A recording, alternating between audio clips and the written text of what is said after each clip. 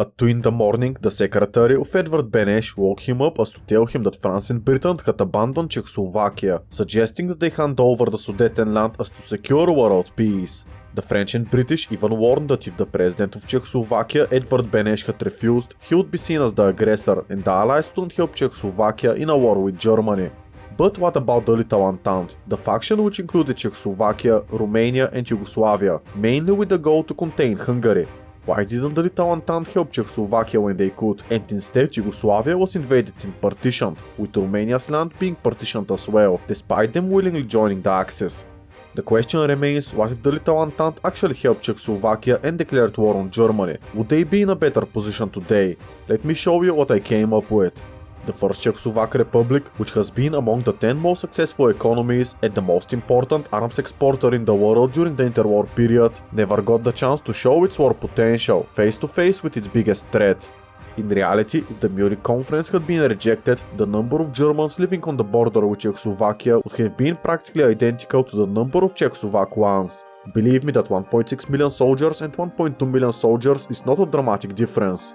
With Czechoslovakia having the advantage of their border being fortified and the mountainous terrain, it would have been much more difficult for Germany to achieve total victory, more difficult than you may think. Moreover, the German tanks in 1938 were very incompetent in both mountainous and hilly terrain, which was also evident during the Anschluss of Austria, when those panzers had to eventually be transported to Vienna by rail. As for the air force, yes, Germany had been undeniably better off than Czechoslovakia, but in 1938 up to half of the Luftwaffe consisted of outdated biplanes, which would have been much more prone to malfunctions than the Czechoslovak fighters. And finally, while Prague had fuel supplies for 3 months, Berlin had these supplies for a maximum of 14 days. While even the biggest pessimists believed that it would have taken the Austrian painters 2 months to conquer all the Sudetenland, Bohemia and Moravia. So, now that you know the potential that the young state had, you're probably starting to ask me why the wonderfully competent Czechoslovakia had capitulated, giving up the fortified Sudetenland, which later allowed for their territory to be partitioned and Bohemia and Moravia to become German puppet states, so Czechoslovakia ceased to exist. Well, it wouldn't have capitulated if President Edvard Beneš hadn't been such a coward. Don't worry, I don't intend to discredit him here. If my secretary woke me up at 2 in the morning to find out that 2 great powers have abandoned my country and even warned me that I would be seen as the aggressor if I had refused to surrender, I would probably do the same.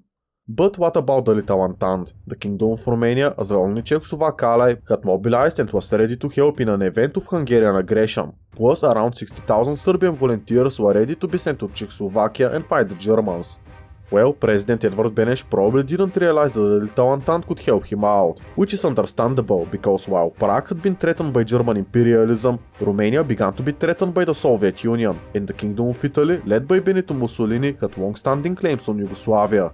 Each of these states had their own concerns, and the only country which against they would have been willing to fight together was Hungary, which has been well aware that even without Yugoslavia, the Romanian army, which was many times larger and better armed than the Hungarian one, would be able to occupy the entire Pannonian basin within a few weeks.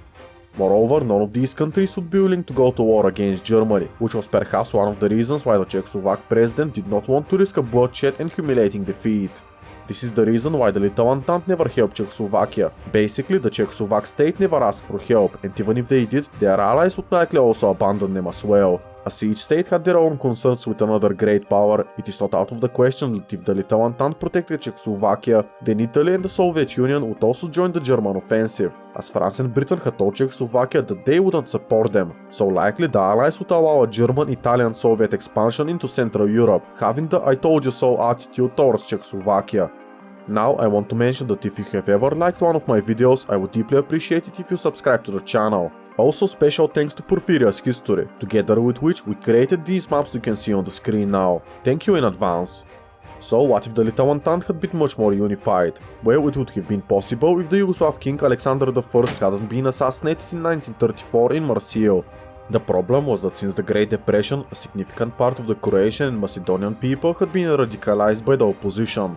The Croatian Ustashi, together with the pro-Bulgarian Macedonian separatists, worked closely together, and it was these two ultranationalist organizations that managed to shoot the Yugoslav king Alexander I on the 9th of October 1934, while also killing the then French foreign minister Louis Barthot, whose death and the accession of Pierre Leval began the policy of appeasement in France.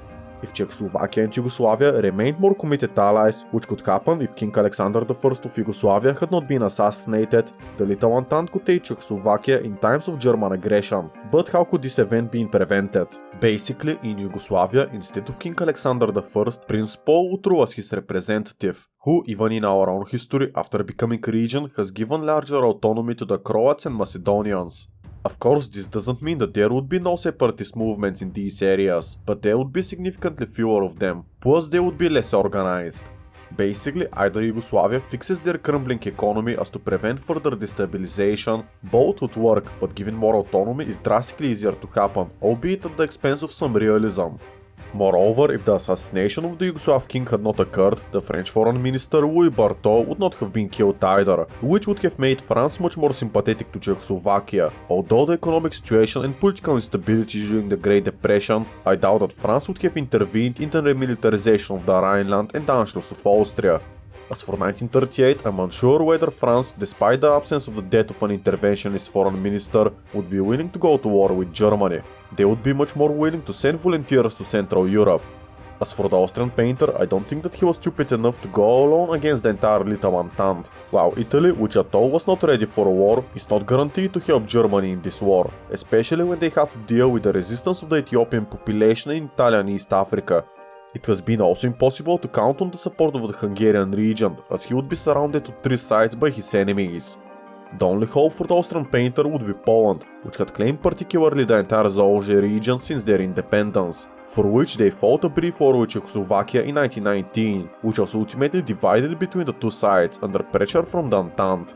Although the Polish Sanationist government preferred neutrality towards Germany in the west and the Bolsheviks Russia in the east, maybe Germany could leverage this situation. The funny mustache man has also been a professional liar, so if he managed to convince the Poles that he was definitely giving up on his claims in Katowice, Poznan and the Gdansk corridor, Poland would find it very tempting to join the Axis, to which I already made a video, so I will not repeat in detail on how this could happen. Poland did have very good relations with Romania, so them throwing it all away as to join Germany's side isn't too likely. I do think that it would be still very tempting, however, as Poland would not only regain Zaolzie and maybe all of Slovakia if Germany allows them to, but also Poland and Germany would sign many treaties of friendship and non-aggression. Treaties that Germany surely wouldn't break with the power of hindsight, right? What I'm saying is that for the Polish perspective, them aiding Germany in this war would have some benefits, as the treaties they would sign with Germany would allow the Poles to focus on the Soviet Union, cutting in half their enemies. The Polish nation would no longer have to fear both great powers on their border, but just one if they choose to work with the other. There is no way to tell if this would happen or not, but I would allow it for this scenario regardless. Just know that I'm definitely abandoning a lot of realism, as I have already made several videos on Czechoslovakia refusing the Munich conference, and them getting aid by the Soviet Union. So as to not repeat these scenarios, I will do something different. Do not take this video too seriously, remember. On the 1st of October, Prime Minister Edvard Beneš officially describes the German demands as completely unacceptable, and the next day the war in Central Europe begins. However, due to Czechoslovak fortifications and the Slovak Tatras, conquering for the Axis would be quite challenging. While Romanian divisions would guard the entire border with Poland, Yugoslav divisions would be sent as volunteers to both nations, as Yugoslavia is likely unwilling to join the war officially. While the German command loses confidence in their glorious leader with each passing day, the Polish forces try in vain to conquer Zaolzie, which I think they would have the upper hand in succeeding, considering that Czechoslovakia is busy fighting on other fronts. However, the entry into the Slovak High Tatras is absolutely impossible thanks to the Romanian divisions, which is starting to cause demonstrations in Warsaw, demanding an immediate end to the war.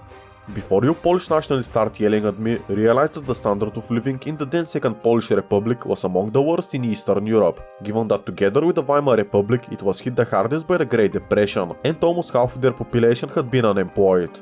Even though the Sanationist regime managed to stabilize the country economically through the agrarian reforms, I doubt that the Polish would be motivated enough as to continue the war over a small piece of territory, despite the Polish majority living there. After another week of this war, when the Germans would run out of fuel, the Austro conspiracy happening and murdering the funny mustache man isn't too insane to consider.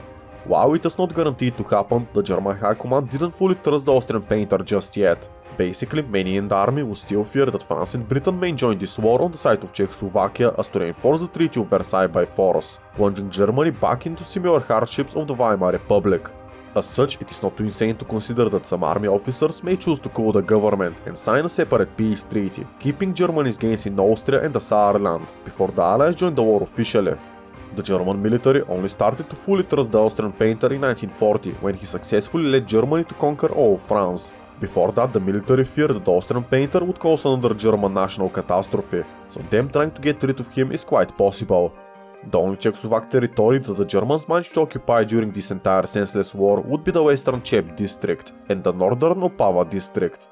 In France and the United Kingdom, the situation is also very interesting, because both French and British patriots are embarrassed, because all this time they consider Germany an invincible Goliath with whom they better only negotiate. While demonstrations are taking place in Paris as to exploit the situation and occupy the Saarland once again, in the United Kingdom, Prime Minister Neville Chamberlain is forced to resign, due to his incompetence in preventing a war in Europe and failing to limit German expansionism.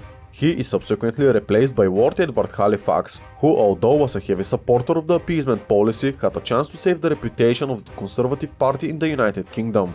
On the 20th of October, both the German junta and the Second Polish Republic finally signed an armistice, as Germany would have a change of leadership, with the ultranationalists being ousted from power, while the Polish Sanation was a military dictatorship, being unpopular with some Polish people and most of the minorities in Poland, which were 1/3 of the entire population. The eventual peace treaty of Prague would look like this. Austria would be allowed to remain part of the German junta, but the Slovene-populated Carinthia province south of the Drava River would be annexed into Yugoslavia. Realistically, there is still a referendum like in 1920, in which the Carinthian Slovenes voted with 59% majority to remain in Austria, but now this narrow majority to stay in Austria could switch with one in favor of them joining Yugoslavia, rather than remaining in this military German junta. Kłodzko County, which used to be part of the Kingdom of Bohemia up until the 1740s, would be annexed into Czechoslovakia. Poland, which the Yugoslav king wanted to make a future ally, would not be punished too harshly. It would only be forced to sign a treaty of non-aggression and abandon their claims in Zaolzie, with some population exchanges and guarantees of minority rights in both countries being signed. In France, Paul Reynaud becomes the new prime minister, and in Poland the Sanation is forced to allow new elections, in which the Sanationists would win, and begin to implement a policy of appeasement towards the Little Entente, especially towards Czechoslovakia.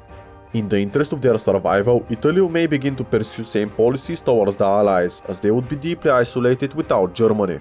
As for the Germans itself, it would quickly find itself back in 1932, when unemployment, inflation and poverty would once again begin to rise quickly. The military junta would try to prevent these issues, starting to demilitarize and kickstart a domestic civilian industry, but in the coming years Germany would be quite different and unstable. Since unemployment, inflation and poverty would begin to become the norm in Germany once again, extremist ideologies may begin to influence the people, saying that they could fix everything. Since democracy didn't work in Germany, referencing the Weimar Republic, monarchy didn't work in Germany, referencing the German Empire, but also ultranationalism didn't work there, referencing the Austrian painters regime, I think that the communist opposition would begin to take the lion's share of the support among the people. For the purpose of this video, the German junta's government is practically the same as the Polish Sanation, being very authoritarian, enforcing military rule, and having limited elections and representation. The German junta would try to establish a dictatorship and hunt down communist sympathizers and supporters, while also imprisoning prominent communist leaders. I fear that this has the potential to make the communists even more popular, so if there were free and fair elections, they would likely get around 35% of the votes. There would probably be a civil war in 1939 between the anarchists, communists and radical socialists who dominated mainly Saxony, and the monarchists and democrats who would have tried to stop them together with the support of the Little Entente. The German junta would be fighting everyone, so there is possibly a three-way civil war. Poland is likely going to support the German junta due to their before-mentioned similarities in government, but also the German junta had promised Poland to obey the treaties that the ultranationalists had signed with them, which is them abandoning their claims on any Polish lands, while also signing treaties of friendship and non-aggression. The Soviet Union is obviously going to support the German communists, sending them advisors by any means necessarily. Likely Kiev, Bremen and areas of northwest Germany that have direct access to the sea would receive most of the Soviet support, but Saxony is pretty much isolated from their communist allies. The final German faction is the democratic sympathizers, located in the Rhineland mostly, while having other pockets of resistance elsewhere. These forces would be likely bolstered by France and Britain, but also quite likely the Little Entente as well. I cannot tell you which side would win. Definitely the democratic faction would have the advantage. But the thing is that even if they win, it is not guaranteed that Germany would remain a democratic state. As mentioned earlier, the communists would still be very popular. So in a new democratic government, it is not out of the question that there is a chance that they get to rise to power legitimately and democratically. I have already made an entire series of Germany going communist and allying with the Soviet Union, which I would remind you to check out later in the video, so I wouldn't want to repeat the same ending. What I would do for the purpose of this video is say that the democratic faction would win, but there is still a very strong socialist opposition. If this is the case, Stalin would have virtually no chance to expand westwards, so he would have been forced to start supporting Chiang Kai-shek against the Japanese and subsequently Mao Zedong against the Kuomintang. Japan would initially have the advantage in the war against China. Since France still existed, it would be impossible to occupy Indochina, thus avoiding sanctions from the United States of America. However, with consistently growing Soviet material support to the Chinese, especially the communists, Japan would sooner or later lose this war. Of course, I don't know whether the Japanese would have tried to conquer the British, Dutch and American colonies in the Pacific Ocean under these new circumstances, but the result would have been almost the same, the eventual defeat of Japan, as the Japanese lacked so much resources that sustaining a long-term war was impossible.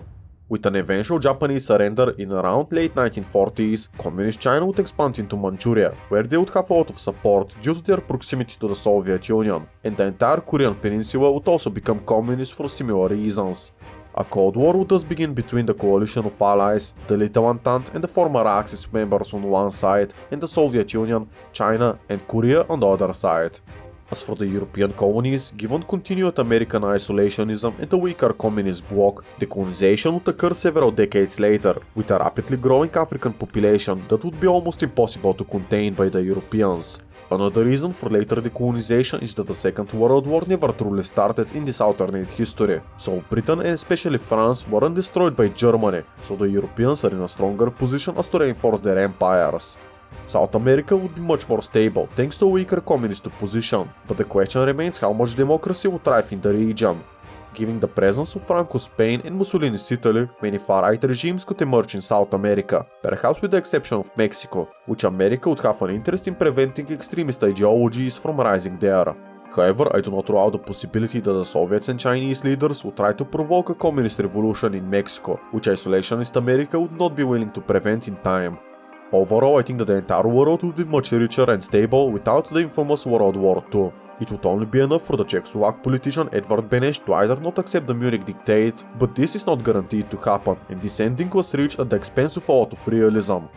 However, Germany going communist would result in a more interesting scenario, as Thailand could theoretically expand westwards. While I would not explore this scenario in detail as it deserves its own video, I think that the Baltic states, which were smaller and weaker and had no guarantees from France and Britain, could be the first targets of the Comintern, with the goal of establishing a common border. Eventually this could result in a Polish partition, but this time the Little Entente is still standing and on the side of the Allies. The Little Entente helping Poland despite the recent war isn't too likely, yet allowing the communists to conquer Poland would be the worst outcome for the alliance.